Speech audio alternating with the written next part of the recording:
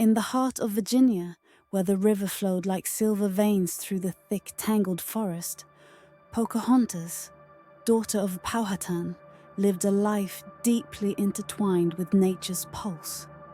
Her world was a sanctuary. Trees whispered secrets, and waters sang of ancestors long past. Yet she carried a weight far too heavy for someone so young. A bridge between two worlds. Her tribe and the English settlers. She was both protector and messenger. They called her Pocahontas, meaning playful one. But she felt more like a harbinger of something dark that was about to unfold. The settlers arrived like strangers, pale faces against the backdrop of an ancient world. Among them was Captain John Smith, a soldier with fiery eyes whose promises seemed as pure as gold. Pocahontas first encountered him when he was captured by her father's warriors. Her gaze, sharp and knowing, saw in him a glimmer of something. Hope, perhaps, or the chance for peace. She persuaded her father to spare him, believing that she could forge an alliance with him. Smith swore he would return the favor. As days passed, their bond deepened. Smith taught her the settler's tongue, while she shared with him the forest's secrets, the stories carried by the wind, the spirits of the trees. Their connection seemed unbreakable, and Pocahontas trusted him, believed in him.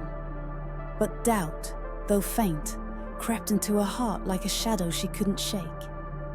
One evening, Pocahontas ventured into the settlement, her basket of herbs a symbol of goodwill. She was met with a sight that made her heart drop. Settlers, not planting crops or building homes, but digging greedily into the earth. They had begun to claim the land, to strip it of its life, and the promise of peace faded with the smoke rising from their fires. Frantic, she rushed through the settlement, her pulse quickening, until she found John Smith speaking in hushed tones with the governor. Her name reached their ears, but it was too late. She overheard the truth. "She believes in us," Smith said. "That is our advantage. The Powhatan are weak. We will break them from the inside." Her breath caught, and the weight of betrayal crashed down on her like a wave. The man she had trusted, who had promised peace, had never meant a word of it. His alliance was with power, not with her people. She fled, running through the darkening woods, but the familiar sounds of the forest no longer soothed her. The birds' songs turned into mocking whispers. The trees seemed to bend away from her. The forest, once her sanctuary, now seemed to recoil, as if it too had been betrayed. In the days that followed, the earth itself seemed to reject her.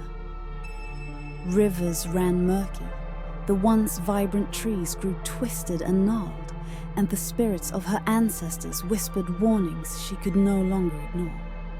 Her people too saw the shift. Her father's anger was palpable, his gaze sharp with distrust. The sacred bond between Pocahontas and the land had been fractured, and the settlers, sensing her isolation, began to draw her into their web.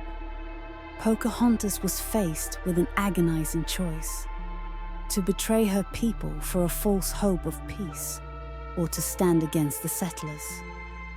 In a moment of weakness, she chose the former, offering herself to the settlers in exchange for promises she knew were empty.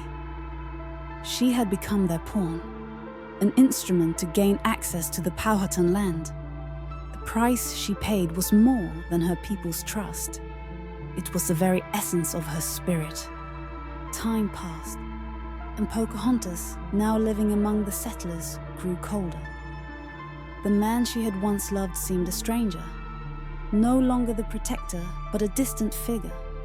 She was no longer the carefree daughter of Powhatan, but a shadow, caught between two worlds, neither accepting her.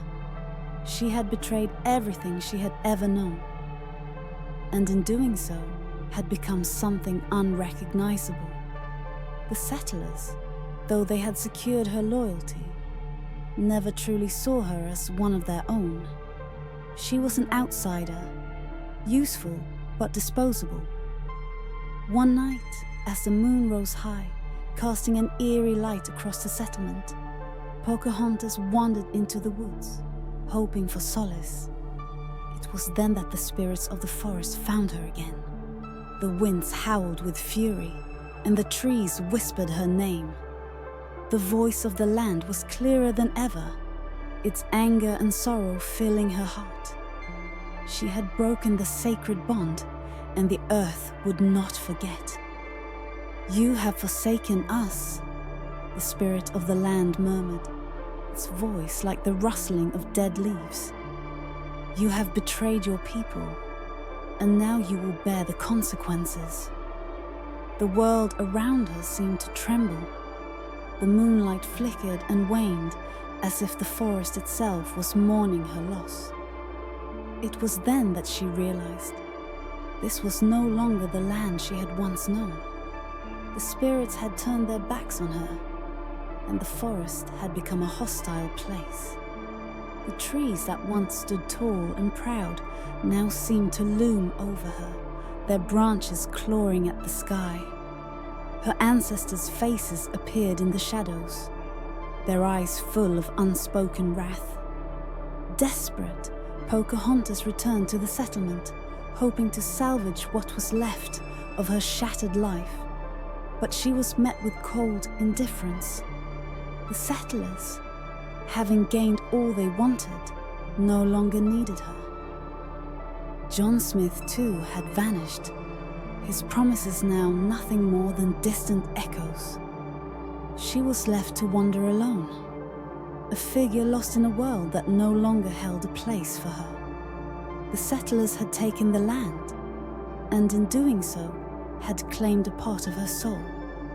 Her people had turned away from her, unable to forgive the betrayal. Pocahontas had become a ghost in her own life, haunted by the spirits of the forest and the faces of those she had wronged. In the final twist of fate, Pocahontas disappeared into the wilderness one last time, vanishing from both history and memory. Her name was forgotten, her story silenced by time, but the land never forgot. Her spirit, now forever bound to the earth, watched over what was left of her people, her ancestors, and the broken land. John Smith returned to England, but the memory of Pocahontas haunted him. He found no peace, no rest. In the quiet of the night, her voice echoed in his mind, a reminder of the trust he had betrayed. The land had claimed Pocahontas, and in the end, it had claimed him too. The story of Pocahontas faded from the pages of history, but the forest whispered her name, and the river, once pure, flowed with a dark promise. A promise that those who betrayed the earth would never escape its grasp. Thank you for joining us in the world of Twilight Fables. If you enjoyed this tale and want to hear more stories like this, please subscribe and hit the notification bell for more.